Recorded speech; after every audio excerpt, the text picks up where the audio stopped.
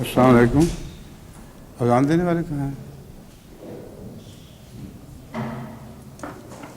پورے وقت پہ شروع کر دیں. السلام علیکم. آ جائیں دوست، بیٹھنا شروع کر دیں اور جس عرصے میں اذان ہوگی اس عرصے میں مسجد بچ جائے گی.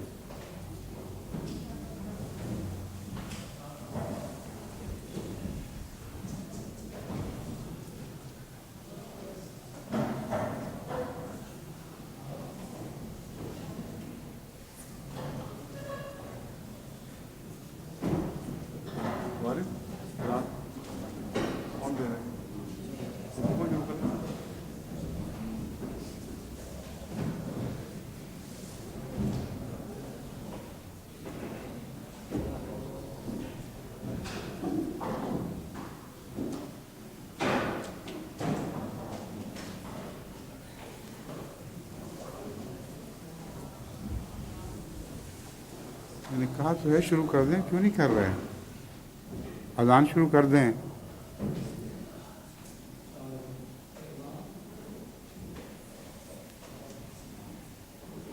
تیاری نہیں ہے آپ اذان کے لیے؟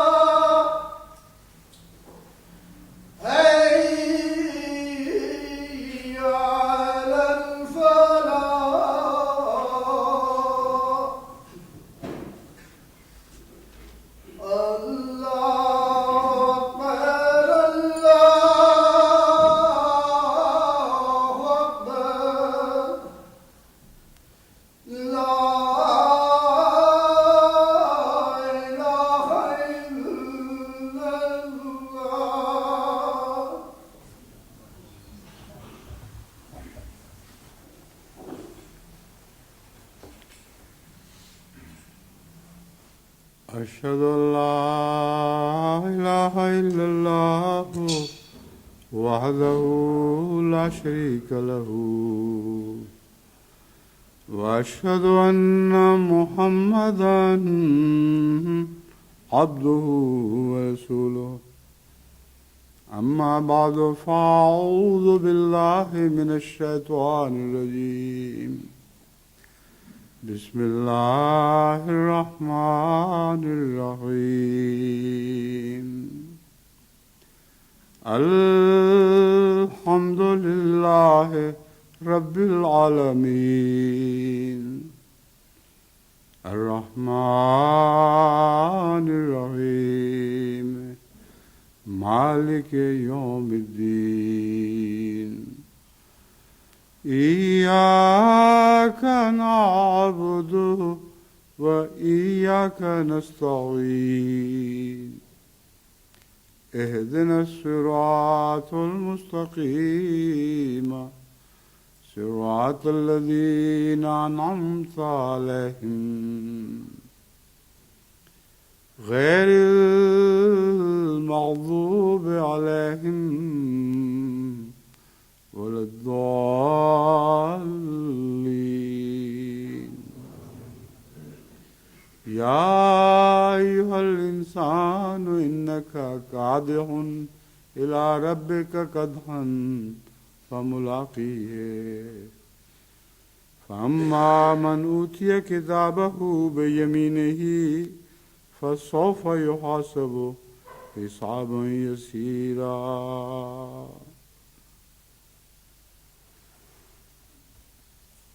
جن آیات کی میں نے تلاوت کی ہے یہ سورہ الانشقاق کی 7 سے 9 تک آیات ہیں، اور ان کا ترجمہ یہ ہے کہ اے انسان، تو اپنے رب کی طرف بہت مشقت کے ساتھ اور زور لگا کر جانے والا ہے اور پھر اس سے ملنے.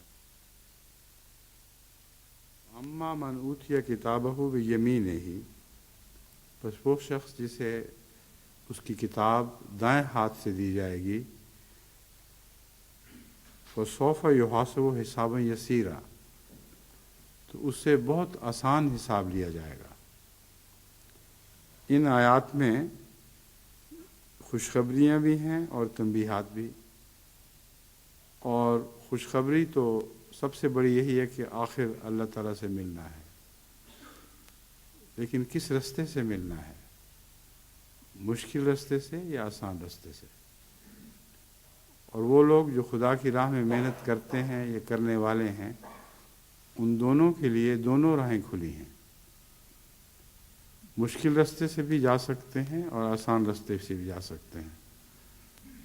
یہ مشکل رستہ کون سا ہے اور آسان کون سا ہے، اس کی کچھ تشریح میں یہاں آپ کے سامنے رکھنا چاہتا ہوں.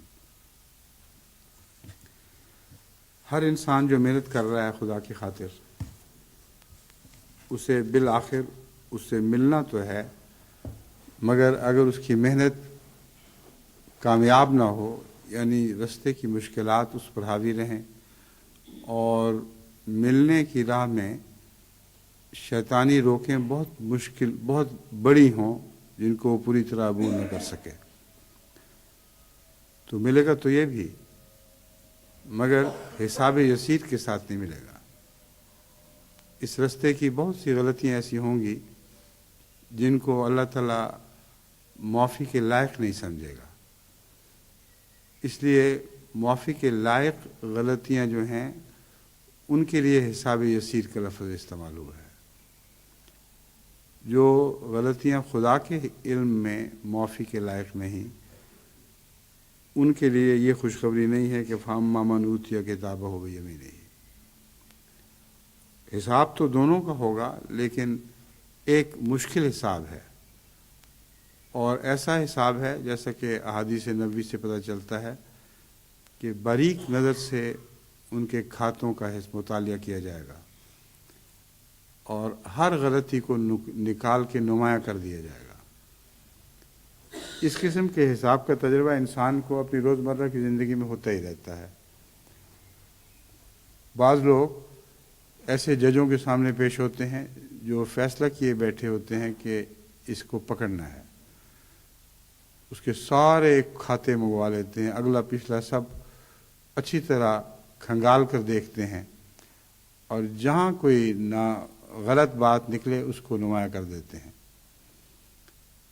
اور اس میں ان کا ضد اور تعصب شامل ہوتا ہے.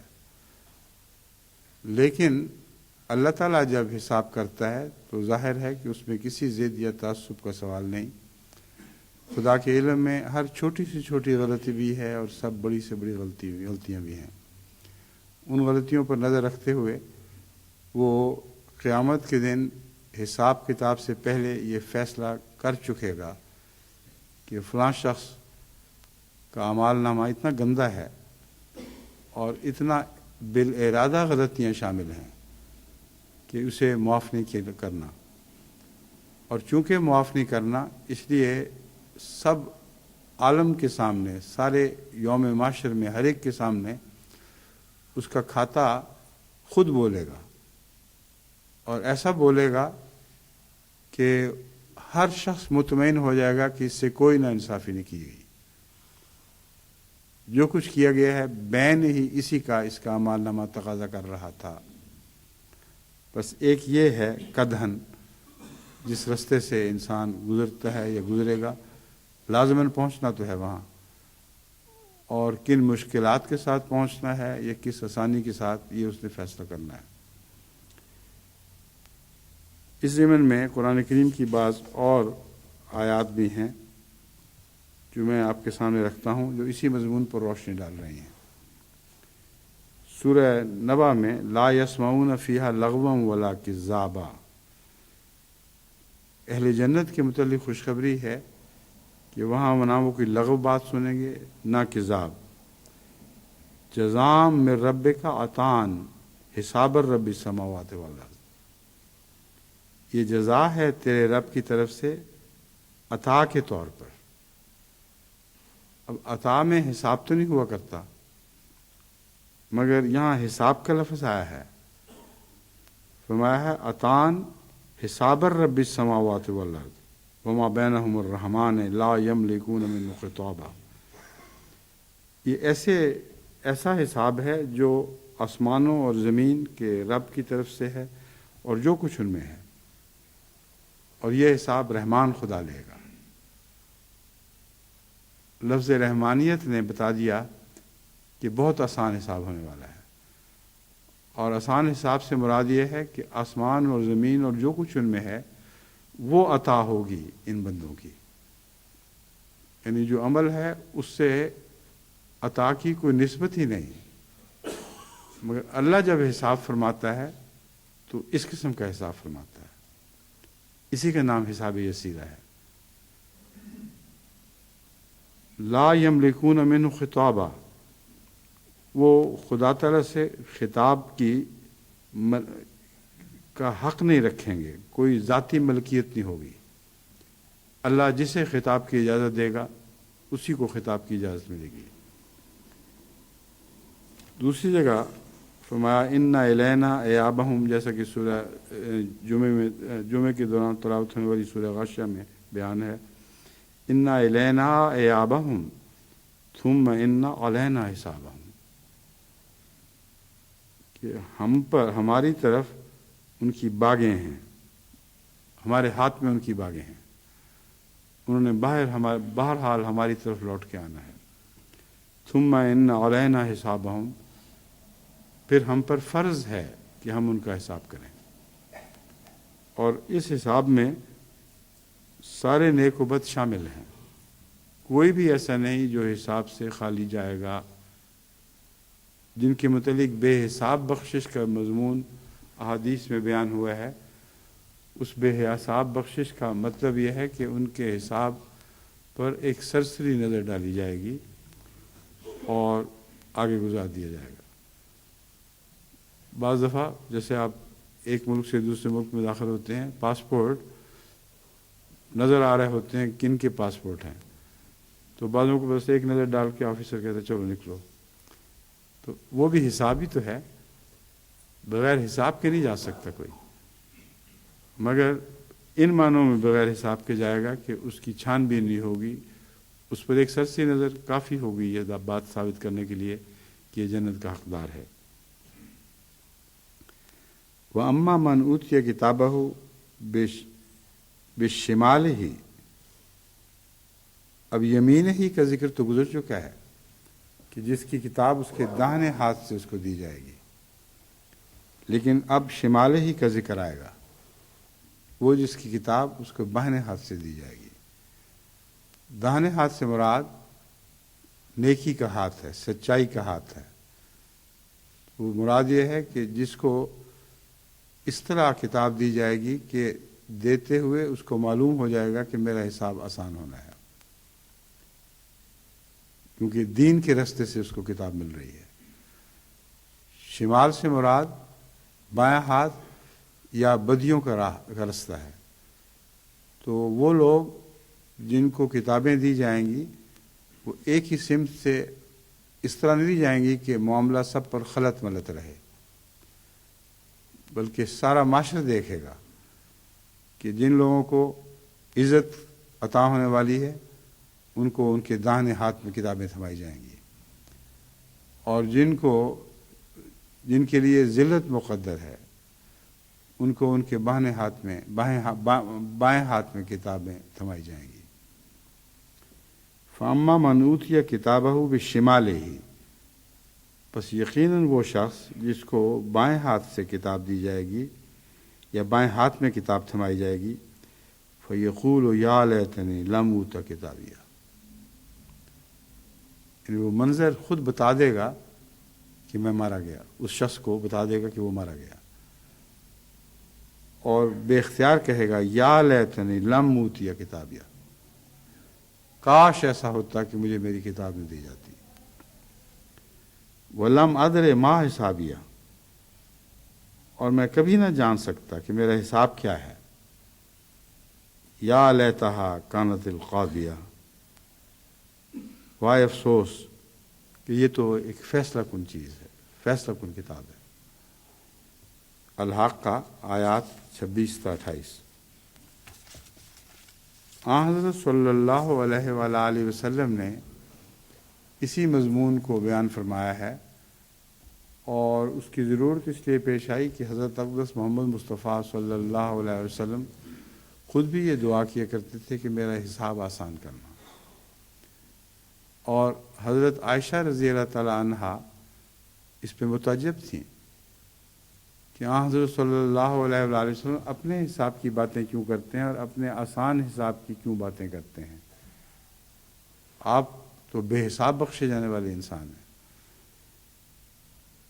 صحیح بخاری کتاب تفسیر القرآن سورہ اذا السماء انشقت باب فسوف یحاسب حسابا یسیرا، اس میں یہ روایت آتی ہے، دو روایتیں ہیں جو میں نے چنی ہیں، دونوں میں یہی مضمون ہے، لیکن وہ مضمون ایک دوسرے کو کھول رہا ہے۔ حضرت عائشہ رضی اللہ تعالی عنہا سے روایت ہے کہ حضرت صلی اللہ علیہ وآلہ وسلم نے فرمایا، جس سے حساب لیا گیا وہ تباہ ہو گیا۔ وہ کہتی ہیں کہ میں نے عرض کیا یا رسول اللہ، میں آپ کے قربان،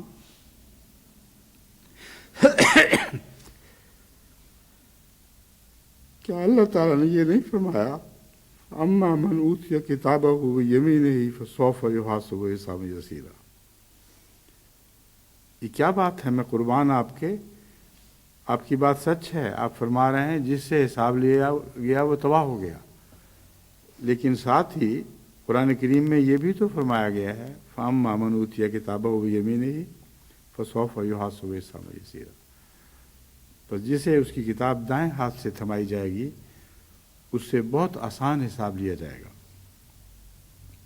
آپ نے فرمایا یہاں حساب سے مراد اعمال سے آگاہ کرنا ہے، لیکن جس کے محاسبہ میں سختی کی گئی وہ ہلاک ہو گیا۔ حساب سب کا ہوگا، لیکن ایک حساب وہ ہے جہاں صرف اعمال سے آگاہ کرنا مقصود ہے، وہ حساب یسیر ہے، لیکن میں جو کہتا ہوں کہ ہلاک ہو گیا، مراد یہ ہے کہ جس کے محاسبے میں سختی کی گئی وہ ہلاک ہو جائے گا۔ دوسری حدیث میں جو مسند احمد بن حنبل سے لی گئی ہے، حضرت عائشہ رضی اللہ تعالی عنہا فرماتی ہیں کہ ایک دفعہ حضرت صلی اللہ علیہ وآلہ وسلم کو دوران نماز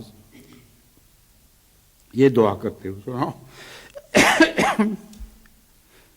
اللہم حاسبنی حسابا یسیرا، اللہم حاسبنی حسابا یسیرا۔ محمد رسول اللہ یہ دعا مانگ رہے ہیں اور بار بار عرض کر رہے تھے نماز میں، اللہم حاسبنی حسابا یسیرا، اے میرے اللہ مجھ سے آسان حساب کرنا۔ حضرت عائشہ فرماتی ہیں جب آپ نماز سے فارغ ہوئے تو میں نے عرض کی، اے اللہ کے نبی، حساب یسیر سے کیا مراد ہے؟ فرمایا جس کا اعمال نامہ سرسری نظر سے دیکھا گیا۔ جیسا کہ میں نے آپ سے عرض کی تھی کہ یہاں بھی جب بارڈر کراس کیے جاتے ہیں تو بعض پاسپورٹ صرف سرسی نظر سے دیکھے جاتے ہیں. تو یہ دعا کر رہے تھے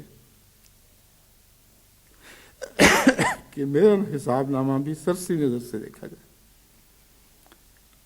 اب سوال یہ پیدا ہوتا ہے کہ حضرت صلی اللہ علیہ وآلہ وسلم کیوں بے قرار ہیں، جبکہ لازماً آپ کو علم تھا کہ اگر کوئی بے حساب بخشا جا سکتا ہے تو آپ ہیں. اگر کسی کا اعمال نامہ سرسی نظر سے دیکھا جانے کے لائق ہے تو حضرت محمد رسول اللہ کا اعمال نامہ اس لائق تھا. لیکن یہ دعا کیوں کرتے ہیں کہ میرا حساب نامہ بے آسانی کرنا؟ اس کی وجہ وہ انکسار ہے جو حضرت صلی اللہ علیہ وآلہ وسلم کا طر امتیاز تھا، اور اس انکسار میں ایک گہری حقیقت تھی. آپ جانتے تھے کہ آپ بھی فضل الہی کے سوا بخشے نہیں جا سکتے، اور اپنے اعمال پر ذرہ بھی فخر کی نگاہ نہیں تھی، کیونکہ جانتے تھے کہ یہ توفیق بھی تو اللہ ہی نے دی ہے، ورنہ مجھے کیسے توفیق مل سکتی تھی کہ میں ایسے اعمال بجا لاؤں. تو انکساری اور شکر کے امتزاج نے یہ دعا آپ سے کروائی ہے، اے میرے رب میرا حساب آسان کرنا، کیونکہ جو بھی مجھے عطا ہوئے تو نے عطا کیا ہے، تیری عطا ہے، مگر میں تیرے شکر کا تقاضا ادا کرتا ہوں اور عز کا تقاضا ادا کرتا ہوں.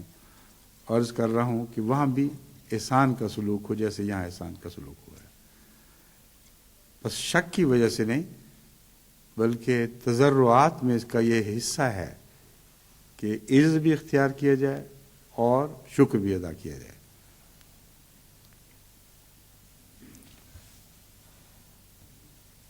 پھر فرماتے ہیں مگر اے عائشہ جس سے پوچھ گچھ کی گئی تو وہ ہلاک ہو گیا. ہر وہ مصیبت جو مومن کو پہنچتی ہے اللہ تعالیٰ اس کی وجہ سے مومن کی کوئی غلطی معاف کر دیتا ہے، حتیٰ کہ اگر اسے کوئی کانٹا بھی چبھے تو اس کی وجہ سے اس کا کوئی گناہ معاف کر دیا جاتا ہے. تو حساب کا یسیر کا ایک اور معنی بھی بیان فرما دیا جس طرف عام انسان کی نظر پہنچ نہیں سکتی تھی. فرمایا مومن کا حساب تو اس دنیا میں جاری ہو چکا ہوتا ہے، اور مومن کے حساب میں ایک کانٹا بھی داخل کیا جاتا ہے. جو کانٹے کی تکلیف پہنچتی ہے گویا اس کو اپنے غلط اعمال کی جزا یہاں ہی مل گئی ہے، اور قیامت تک پہنچنے سے پہلے اسی دنیا میں اس کا حساب چکا کر یہ فیصلہ کر دیا جاتا ہے کہ یہ اب آسان حساب کا مستحق ہو گیا ہے. کیونکہ دنیا میں ہر تکلیف، ہر بیماری، ہر مشکل، ہر غم اس کے اعمال نامہ میں ایک جزا کے طور پر لکھا جائے گا.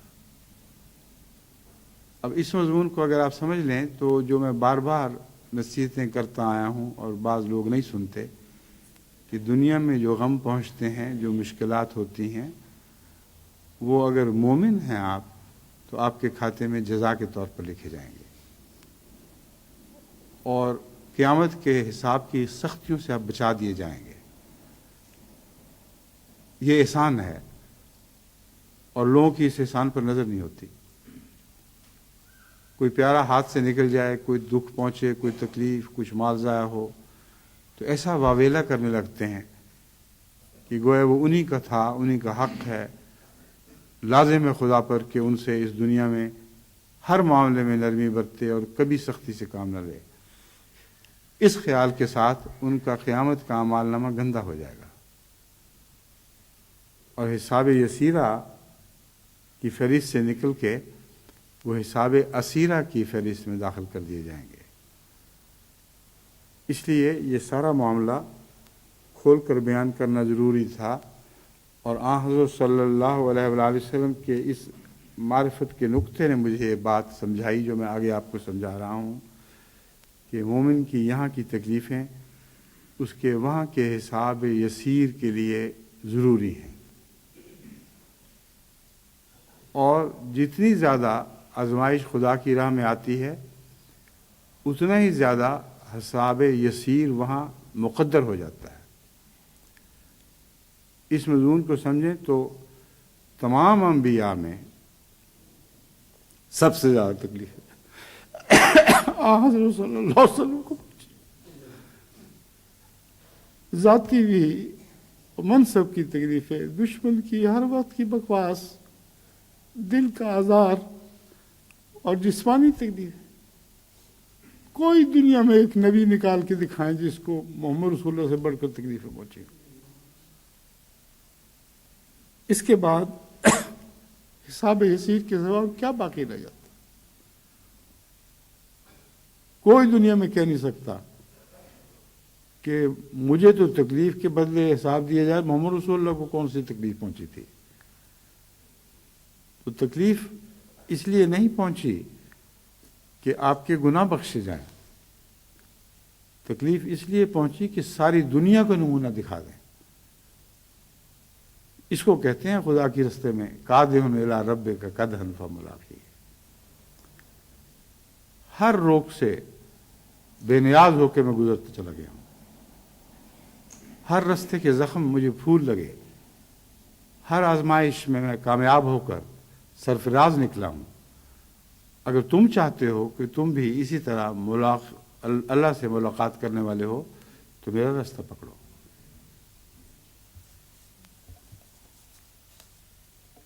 اب میں حضرت اقدس مسیح موعود علیہ الصلوۃ والسلام کے بعض اقتباس آپ کے سامنے رکھتا ہوں جو اسی مضمون کو مزید واضح کرنے والے ہیں۔ یا مضمون تو محمد صلی اللہ علیہ وسلم نے واضح فرما دیا، لیکن ان کی باریک راہوں کو رسول اللہ حضرت مسیح نے دوبارہ دہرایا ہے تاکہ ہمارے لیے بھی حساب یسیر کے سامان پیدا ہو سکیں۔ گزشتہ خطبے میں میں نے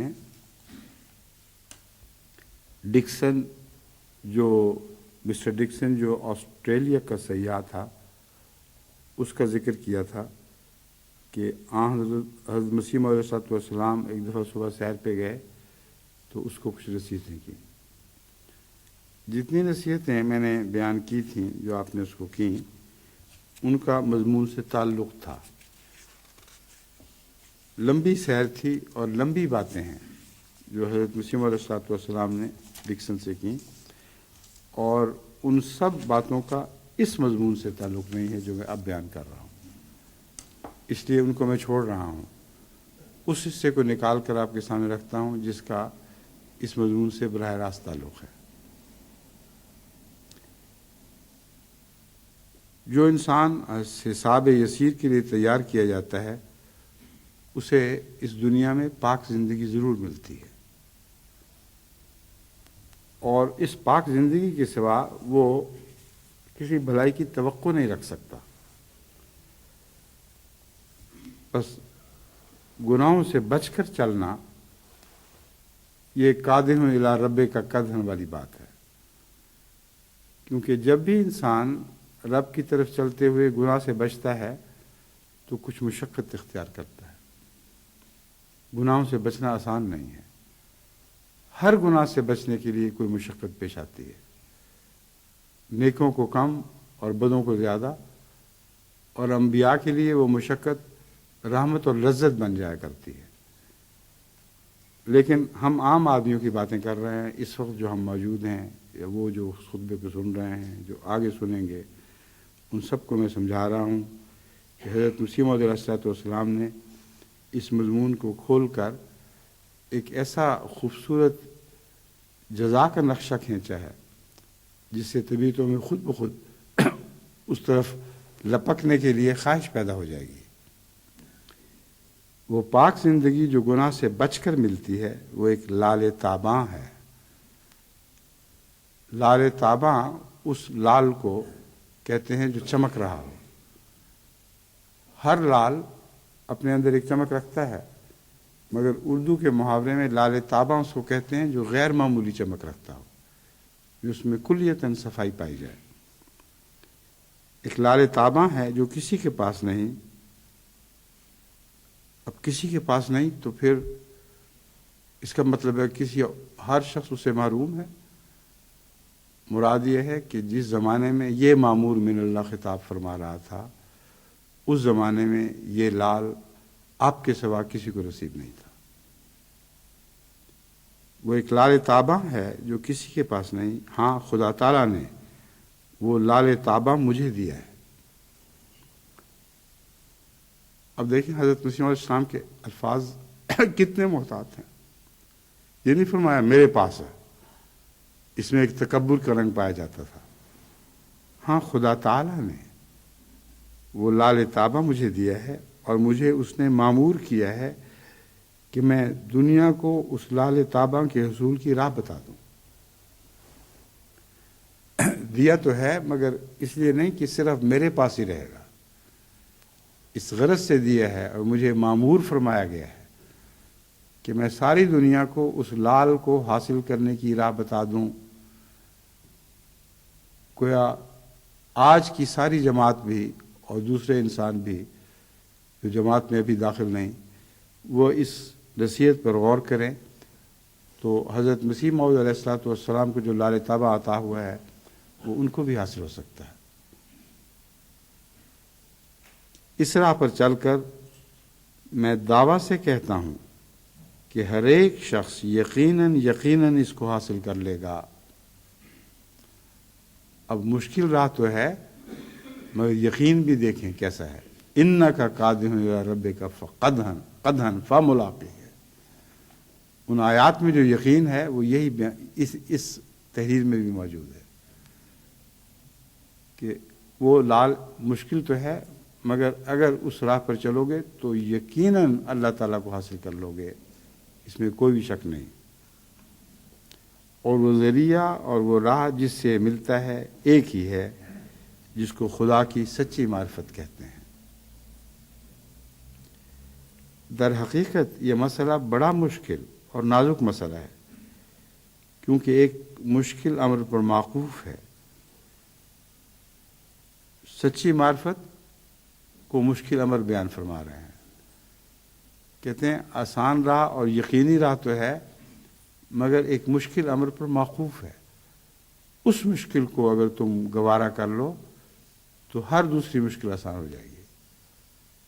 اگر اس سے ڈر گئے تو پھر تمہیں کچھ بھی نصیب نہیں ہوگا۔ در حقیقت یہ مسئلہ بڑا مشکل اور نازک مسئلہ ہے، کیونکہ ایک مشکل امر پر موقوف ہے۔ فلاسفرز، جیسا کہ میں نے پہلے کہا ہے، آسمان اور زمین کو دیکھ کر اور دوسرے مصنوعات کی ترتیب ابلغ و محکم پر نظر کر کے صرف اتنا بتاتا ہے۔ فلاسفرز نہیں، فلاسفر، ایک فلسفی صرف اتنا بتاتا ہے کہ کوئی صانع ہونا چاہیے، مگر ایسے فلسفی بھی دنیا میں کم ہیں جو سب باتوں پر غور کر کے یہ فیصلہ کر سکیں کہ کوئی صانع ہونا چاہیے۔ میں نے ارسطوٹل کی مثال دی تھی، وہ جیسا کہ بیان کیا جاتا ہے وہ بظاہر خدا کی ہستی کا قائل نہیں تھا، جیسے اس کی تاریخ اس کے تاریخ دان بیان کرتے ہیں، لیکن اس حقیقت کو نہیں سمجھتے کہ وہ فلسفی ان فلاسفرز میں تھا جن کی تعریف مسیح السلام فرما رہے ہیں۔ اس نے جب کائنات پر غور کیا تو اس لازمی نتیجے تک پہنچا کہ اس کائنات کی ایک وجہ اول ہونی چاہیے جو کائنات کے مادے سے تعمیر نہ ہو، بلکہ اس سے وہ مادہ تعمیر ہو جو تخلیق کے نتیجے میں پیدا ہوگا، اور اس وجہ اول کے بغیر اس کائنات کا وجود ممکن ہی نہیں ہے۔ ارسطو کو اسی لیے رہتی دنیا تک خدا تعالیٰ نے ایک عظمت عطا فرمائی کہ وہ سچا فلسفی تھا، اور بات کی تہ تک پہنچ کر جو نتیجہ اخذ کرتا تھا آج تک کوئی اس نتیجے کو جھٹلا نہیں سکا۔ اور یہ مسئلہ جب میں نے دیکھا اس کی کتابوں میں تو اس کے لیے میرے دل میں بڑی گہری عزت پیدا ہوئی کہ واقعتاً ایسے فلسفی ہیں جو سچے ہوں تو اللہ تعالیٰ خود ان کی رہنمائی فرماتا ہے۔ بس ترتیب ابلغ و محکم پر نظر کر کے، ابلغ و محکم انتہائی بلیغ اعلیٰ مضامین سے بھری ہوئی، اور محکم جس کو ہلایا نہ جا سکے، ٹلایا نہ جا سکے، اتنا بتاتا ہے کہ کوئی سانع ہونا چاہیے۔ اب یہ بھی تعریف ارسطاٹل پر پوری اترتی ہے، کیونکہ اس نے یہ صرف اتنا کہا کہ ہونا چاہیے، لیکن اس سے ذاتی تعلق قائم نہ کیا جو سقراط نے قائم کیا تھا، جو اس کا بھی جد امجد تھا، اس کو علم سکھانے والا سقراط ہی تھا۔ تو یہ عجیب بات ہے کہ بعض دفعہ ایک انسان کسی کی پیروی کرتا ہے مگر 100% پوری پیروی نہیں کرتا۔ حضرت مسیح موعود علیہ الصلوۃ والسلام نے جو معرفت کی باتیں بیان فرمائی ہیں ان کو سمجھنا کافی نہیں، کیونکہ ارسطو نے بھی بقرات کی باتوں کو سمجھا تھا، اور اسی کے نتیجے میں اس کی منطق جب آگے بڑھی اس نے ہونا چاہیے تک کا مضمون حاصل کر لیا، لیکن اس کو ایک زندہ وجود سمجھ کے اس سے ذاتی تعلق قائم کرنے کی کسی کوشش کا کوئی ذکر ارسطو کی زندگی میں نہیں ملتا۔ اگر وہ صاف تھا، اگر وہ بدیوں سے پاک تھا، تو محض اس کردار کی وجہ سے جو سچائی کے نتیجے میں ضرور پیدا ہوتا ہے، خواہ انسان کسی اعلیٰ ہستی کا قائل ہو یا نہ ہو۔ سچائی ایک ایسی بنیادی حقیقت ہے، ایسی ہمیشگی کی ایک صفت ہے جو جس شخص میں پائی جائے گی اس میں شرافت پیدا کر دے گی۔ یہ شرافت اسے خدا سے ملائے گی یا نہ ملائے گی، یہ الگ مسئلہ ہے۔ بس ارسطو میں بھی یہ سچائی کی شرافت تھی جس کی وجہ سے اس کی ساری زندگی بہت شریفانہ اور ایک نمونے کی زندگی تھی۔ مگر حضرت مسیح موعود علیہ الصلوۃ والسلام اس سے آگے پہنچانا چاہتے ہیں۔ فرماتے ہیں مگر میں اس سے بلند تر مقام پر لے جاتا ہوں، جہاں فلسفی کے قدم نہیں پڑتے۔ وہ ایک مقام پر پہنچ کر ٹھہر جاتا ہے۔ میں جو مامور من اللہ ہوں، ایک بلند تر مقام پر لے جاتا ہوں اور اپنے ذاتی تجربوں کی بنا پر کہتا ہوں کہ خدا ہے۔ یعنی ملاقی ہے کا وعدہ اس دنیا میں پورا ہو گیا۔ اگرچہ اس آیت کا حوالہ نہیں دیا مگر مضمون بین ہی وہی ہے۔ ملاقات کے بعد ذاتی تجربہ نصیب ہوتا ہے، اور اگر اس دنیا میں ملاقات نہیں ہوئی تھی تو کیسے فرما سکتے ہیں کہ میں ذاتی تجربے کی بنا پر کہتا ہوں؟ بس ایک ملاقات تو وہ ہے جو قیامت کے دن ہونی ہی ہونی ہے۔ اس ملاقات کی بنیادیں اس زندگی میں قائم کی جاتی ہیں، کھڑی کی جاتی ہیں، اور مرنے سے پہلے انسان جان لیتا ہے کہ میں اپنے رب سے مل چکا ہوں۔ یہ یقین کی زندگی حضرت مسیح موعود مامور من اللہ کی اطاعت سے اور آپ کی پیروی سے نصیب ہوگی، اور اس میں جد و جہد بہت ہے۔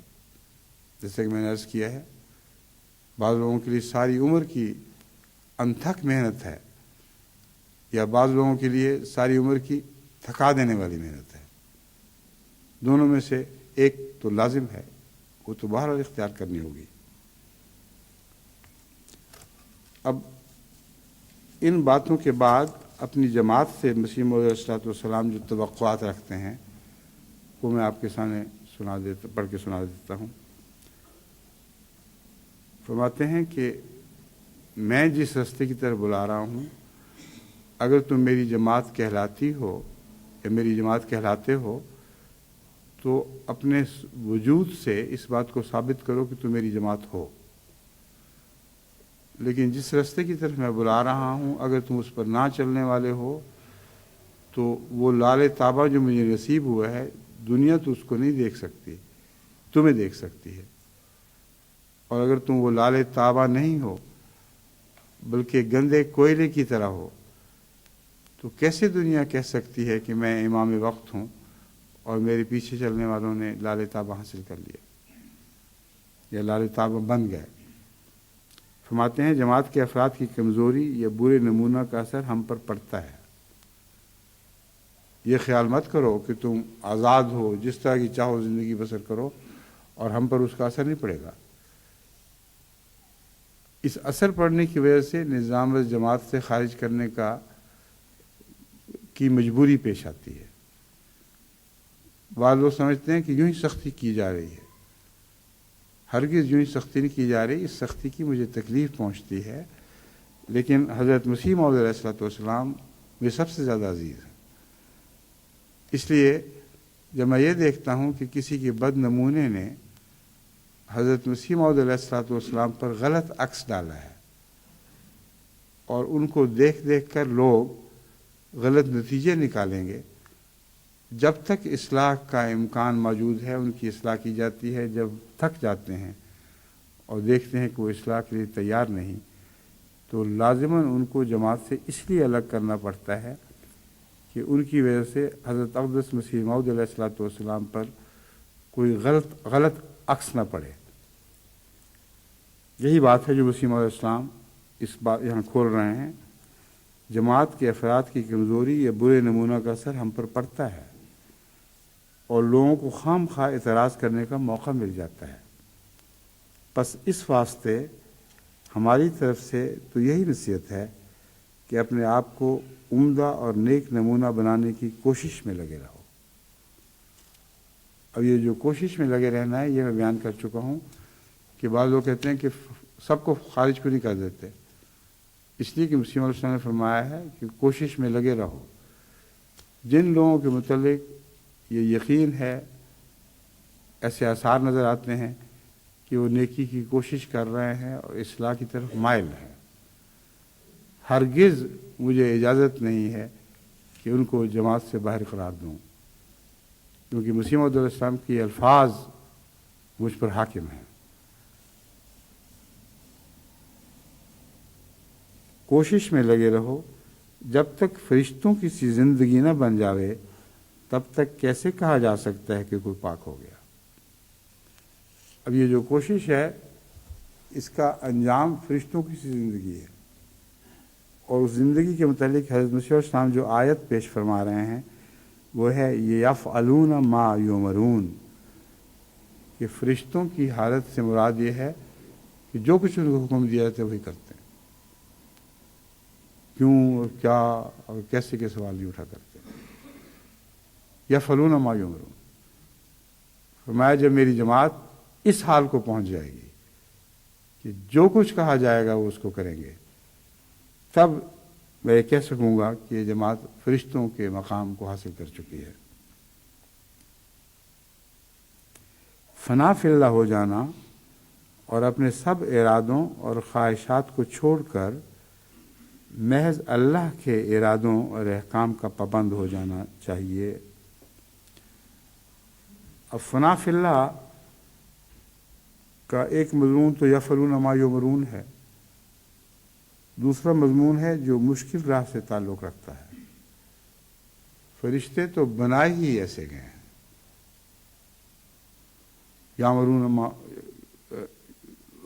ما یؤمرون، ان کی مجال نہیں ادھر ادھر ٹل سکیں، اس راہ سے ہٹ سکیں، ان کی صفات میں بالارادہ رستے سے ہٹنا داخل ہی نہیں فرمایا گیا۔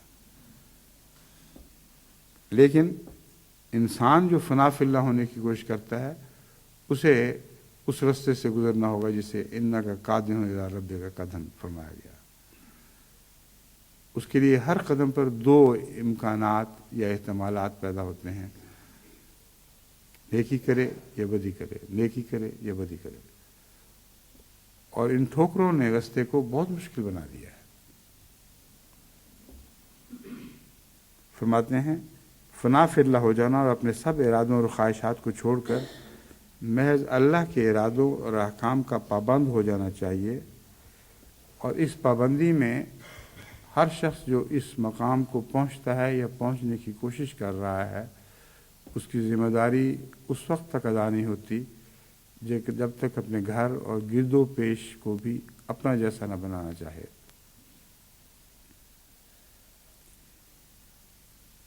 احکام کا پابند ہو جانا چاہیے کہ اپنے واسطے بھی اور اپنی اولاد اور بیوی بچوں، خیش و اقارب اور ہمارے واسطے بھی باعث رحمت بن جاؤ۔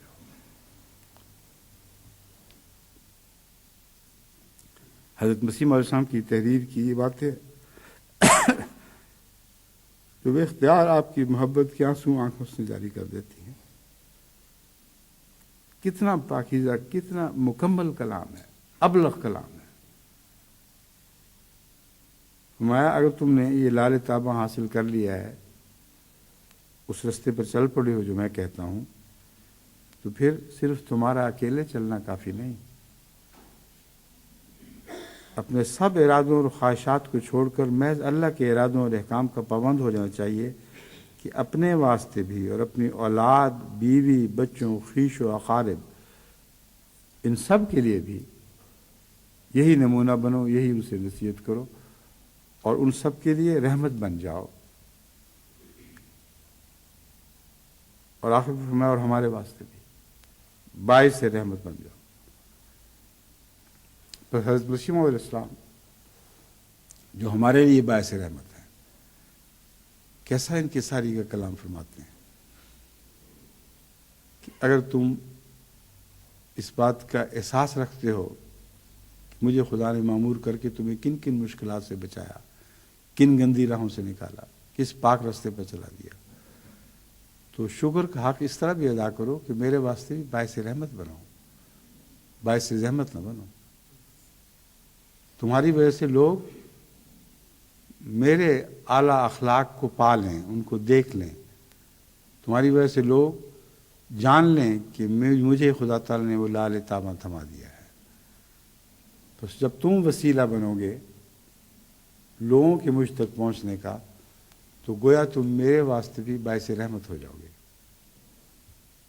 بہت ہی پیارا کلام، بہت ہی عاشقانہ کلام ہے، اور جماعت سے جیسی محبت ہے اور جو تقاضے ہیں ان کو یہ کلام خوب کھول کر بیان فرما رہا ہے۔ فرماتے ہیں مخالفوں کو کے واسطے اعتراض کا موقع ہرگز نہ دینا چاہیے۔ اللہ تعالیٰ فرماتا ہے فَمِنْهُمْ ظَالِمٌ لِنَفْسِهِ وَمِنْهُمْ مُقْتَصِدٌ وَمِنْهُمْ سَابِقٌ بِالْخَيْرَاتِ، سورہ فاطر۔ مراد یہ ہے فَمِنْهُمْ ظَالِمٌ لِنَفْسِهِ، ان میں ایسا انسان بھی ہے جو اپنے نفس کی خاطر اس پر ظلم کرتا ہے۔ قادر الی ربک قدحً، بین ہی یہی مضمون ہے۔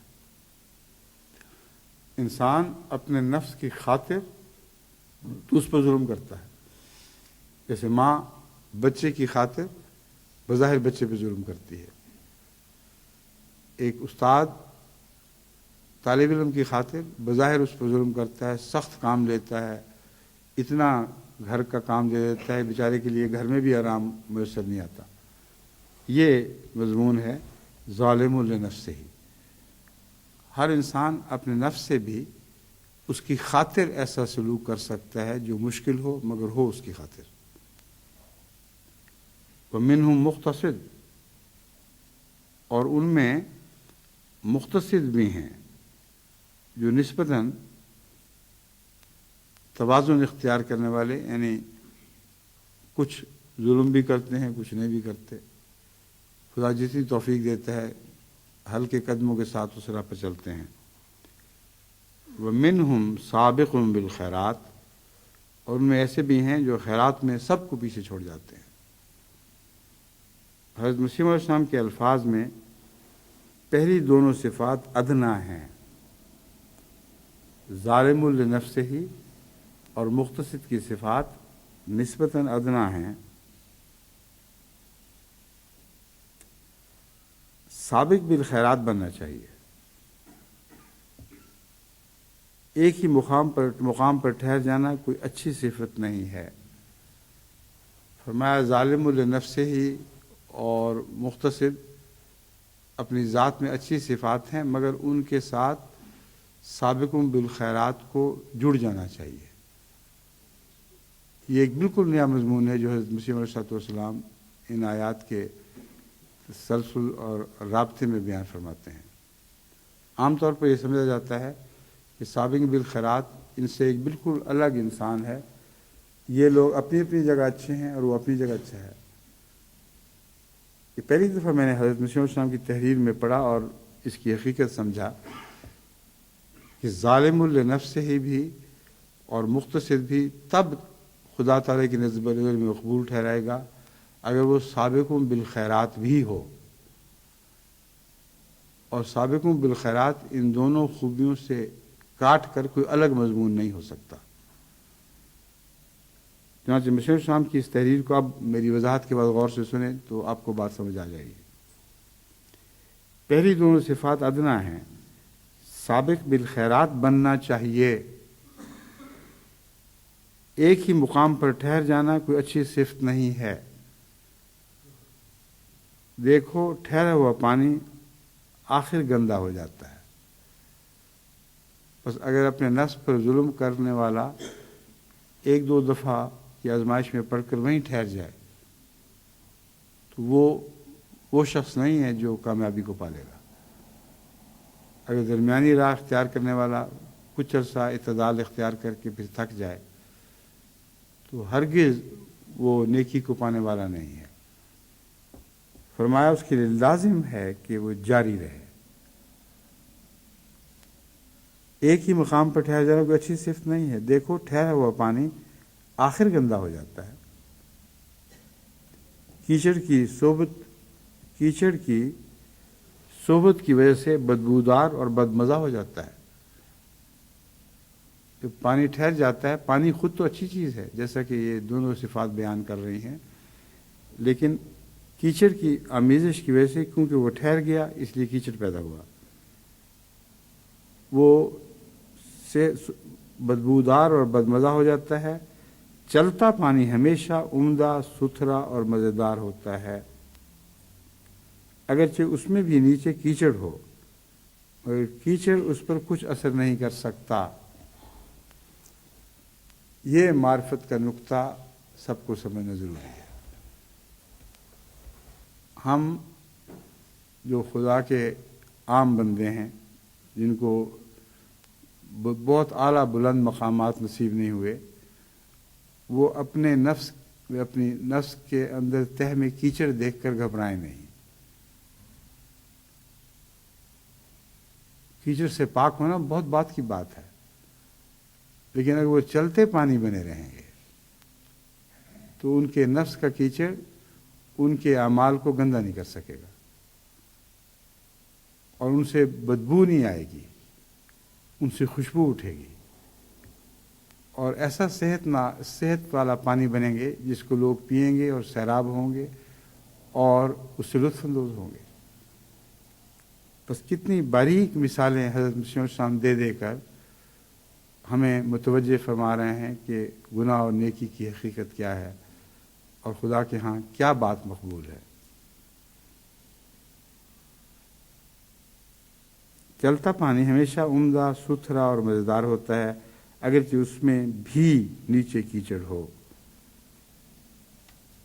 اب اس میں بھی فرمایا ہے، صاف پتہ چلتا ہے کہ بعضوں میں نہیں ہوتا، اور کتنے باریک لطیف اشارے سے بتا دیا ہے کہ خدا کے ایسے ہی پاک بندے ہیں جن میں کیچڑ نہیں ہوتا، مگر بعضوں میں کیچڑ بھی ہوتا ہے۔ بس میں کئی دفعہ جماعت کو توجہ دلا چکا ہوں کہ حضرت مسیح السلام کی تحریرات کے ہر لفظ پر ٹھہر کر غور ضروری ہے، ورنہ اس کی کنوں کو آپ پا ہی نہیں سکتے۔ ایک ایک لفظ موتی کی طرح وہیں جڑا ہوا ہے جہاں اسے جڑا ہونا چاہیے۔ اگرچہ اس میں بھی نیچے کیچڑ ہو، مگر کیچڑ اس پر کچھ اثر نہیں کر سکتا۔ یہی حال انسان کا ہے کہ ایک ہی مقام پر ٹھہر نہیں جانا چاہیے۔ یہ حالت خطرناک ہے۔ ہر وقت قدم آگے ہی رکھنا چاہیے، نیکی میں ترقی کرنی چاہیے، ورنہ خدا تعالیٰ انسان کی مدد نہیں کرتا۔ اب نیکی میں ترقی کرنی چاہیے ورنہ خدا تعالیٰ انسان کی مدد نہیں کرتا۔ ان اللہ لا یغیر ما بقوم حتی یغیروا ما بانفسہم کا مضمون دوسرے لفظوں میں بیان فرما دیا ہے۔ ایک تو یہ بات ہے کہ اللہ توفیق نہ دے تو نیکی کی طرف قدم آگے نہیں بڑھ سکتا، لیکن دوسری طرف انسان کوشش نہ کرے اور یہ سمجھے کہ اللہ مجھے نیک کر دے گا، یہ درست نہیں ہے۔ کوشش کی طرف متوجہ ہونا ضروری ہے، اور یہ کوشش ہے جس کا ہم فرما رہے ہیں، ہر وقت قدم آگے ہی رکھنا چاہیے، نیکی میں ترقی کرنی چاہیے، ورنہ خدا تعالیٰ انسان کی مدد نہیں کرتا۔ یہ ایک امر واقعہ ہے کہ جو شخص نیکی کی جانب چاہے تھوڑی رفتار سے چل رہا ہو، اس کو ضرور غیب سے مدد ملتی ہے۔ کوئی چیز ٹھہری ہوئی نہیں، جب وہ ٹھہر جائے گا تو اسٹیگننٹ ہونے لگے گا، اس کے اندر کیچڑ پیدا ہونا شروع ہو جائے گا، اور پھر وہ کیچڑ کی جانب رخ اختیار کر لے گا اور گندے سے گندا تر ہوتا چلا جائے گا۔ یہ ایسا قانون قدرت ہے جس میں کوئی استثناء نہیں ہے۔ اب جتنے گندے کیچڑ ہیں ان پر نگاہ کر کے دیکھیں، وہ جتنی دیر ٹھہرے رہتے ہیں اور بدبودار ہوتے چلے جاتے ہیں، اور جراثیم کی اماج کا بن جاتے ہیں۔ اس میں مسیح علیہ السلام فرما رہے ہیں، ورنہ خدا تعالیٰ انسان کی مدد نہیں کرتا، اور اس طرح سے انسان بے نور ہو جاتا ہے، جس کا نتیجہ آخر کار بعض اوقات ارتداد ہو جاتا ہے۔ اس طرح سے انسان دل کا اندھا ہو جاتا ہے۔ تو یہ ٹھہرنے کے نتائج ہیں۔ بعض دفعہ ارتداد اختیار کر جاتا ہے، بعض دفعہ نہیں بھی کرتا، مگر دل کا اندھا ہوتا ہے، اہل بصیرت میں شمار نہیں ہو سکتا۔ اس لیے ضروری نہیں کہ ارتداد والا ہی جماعت سے نکلتا ہے، بعض لوگ جماعت میں ٹھہرے ہوئے جماعت سے نکل جاتے ہیں۔ ملفوظات جلد 5 صفحہ 456 مطبوعہ ربع۔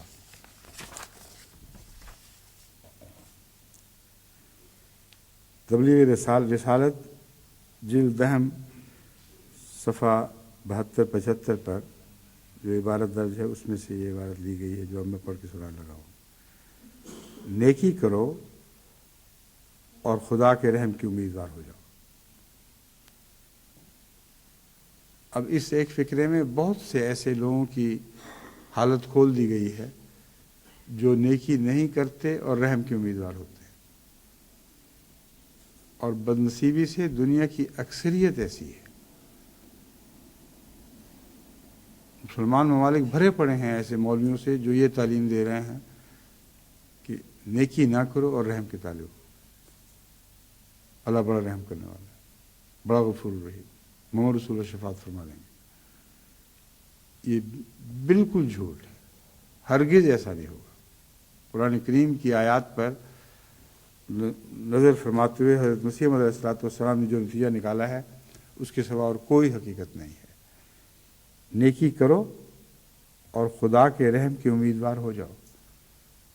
نیکی کرو تو خود بخود کیوں نہیں آپ نجات پا سکتے؟ یہ بھی تو سوال ہے۔ نیکی کرو اور خدا کے رحم کی امیدوار ہو جاؤ، اس کا مطلب ہے کہ نیکی کا پھل اللہ کے رحم کے بغیر نصیب نہیں ہو سکتا۔ ایک شخص یا ایک کسان کی مثال لیں جو زمین میں اچھے پودے لگاتا ہے، اچھے درخت لگاتا ہے، اگر وہ خدا کے رحم کا امیدوار نہیں ہوتا اور اپنی محنت پر انحصار کرتا ہے تو بسا اوقات وہ پھل سے پہلے ہی برباد، پودے یا اس کی فصلیں پھل سے پہلے ہی برباد ہو جاتی ہیں۔ اور ایسا بھی ہوتا ہے کہ پھل لگتا ہے تو کڑوا پھل لگتا ہے۔ پودا اپنی ذات میں خواہ اچھی قسم کا بھی ہو، اس میں بعض دفعہ ایسا زہریلا پھل لگتا ہے جو جان لیوا ثابت ہو سکتا ہے۔ بادام دیکھیں کتنی اچھی ایک نعمت ہے، اور میٹھے بادام کثرت سے لوگ اپنے دماغ کی طاقت کو بڑھانے کے لیے استعمال کرتے ہیں، اور بھی بہت سے فوائد ہیں، مگر اگر بادام کڑوا ہو جائے تو اس میں ایک ایسا زہر ہے جس سے زیادہ تیز زہر دنیا میں موجود ہی نہیں، بہت ہی زہریلا بن جاتا ہے، لیکن وہ اتنے معمولی مقدار میں زہر اس کا ہوتا ہے کہ اگرچہ اس کا کھانا ایک انسان کے لیے ایک عذاب ہے، مگر اب پھر بھی وہ قاتل نہیں ہوتا، بہت تھوڑا ہوتا ہے۔ تو حقیقت میں حضرت مسیح موعود علیہ السلام کا یہ فرمانا خدا کے رحم کی امیدوار ہو جاؤ، اس کا مطلب یہ ہے کہ جب تک تمہاری نیکی پھل نہیں لاتی اور اللہ کا رحم اس میں شامل حال نہیں ہوتا، تب تک تم کسی اچھے آخری نتیجہ کے امیدوار نہیں ہو سکتے۔ خدا تعالیٰ کی طرف پوری قوت کے ساتھ حرکت کرو، اور اگر یہ نہیں تو بیمار کی طرح افتاں و خیزاں اس کی رضا کے دروازے تک اپنے تک پہنچاؤ۔ بہت ہی دردناک نقشہ کھینچا ہے ان لوگوں کا جو نیکی کر نہیں سکتے مگر بے انتہا خواہش رکھتے ہیں، اور اللہ تعالیٰ کے حضور پہنچنے کی طاقت نہیں، مگر ان الفاظ میں جو نقشہ کھینچا گیا ہے یہ ان کے لیے ایک مشعل راہ بن جاتا ہے۔ لیکن اس سے آگے انشاءاللہ اگلی دفعہ مضمون کو چلائیں گے، ٹھیک ہے؟ اب ابھی جاتے ہی ڈالیں نشانہ ورنہ اکثر غلطی ہو جایا کرتی ہے، ٹھیک ہے؟ چلیے۔